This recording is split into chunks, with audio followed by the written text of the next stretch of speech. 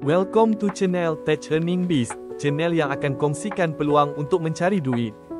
Jangan lupa subscribe. Jom kita teruskan. Kalau anda tengah cari cara jana duit pasif, mesti pernah dengar pasal Honeygain. Tapi soalan paling biasa, Honeygain ini legit ke scam? Saya bukan promoter kosong. Saya guna sendiri dan saya akan tunjukkan bukti sebenar. Apa itu Honeygain? Penerangan secara ringkas, ianya merupakan aplikasi yang membayar kita dengan berkongsi lebihan internet yang kita tak guna.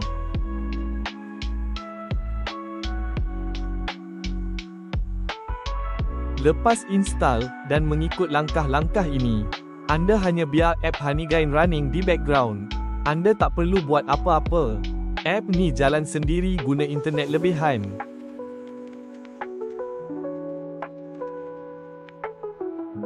Dalam dashboard ni, anda boleh nampak data usage dan jumlah earning harian. Dan ini yang paling penting.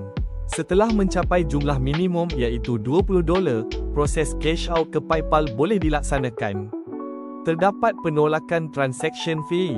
Honeygain memang bayar melalui PayPal. Secara jujurnya, ini bukan app untuk cepat kaya, tapi sesuai untuk duit pasif kecil yang konsisten tanpa buat apa-apa. Video seterusnya saya akan cerita cara untuk cepatkan pendapatan dalam Honeygain. Kalau anda nak duit pasif tanpa usaha harian, Honeygain memang legit dan mampu membantu anda menghasilkan duit tepi yang baik jika kena caranya. Cuba sendiri, daftar percuma di link saya letakkan di pin komen.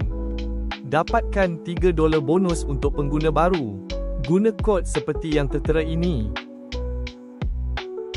Thanks for watching. Jangan lupa like, komen, share dan subscribe. Semoga video ini mendapat manfaat.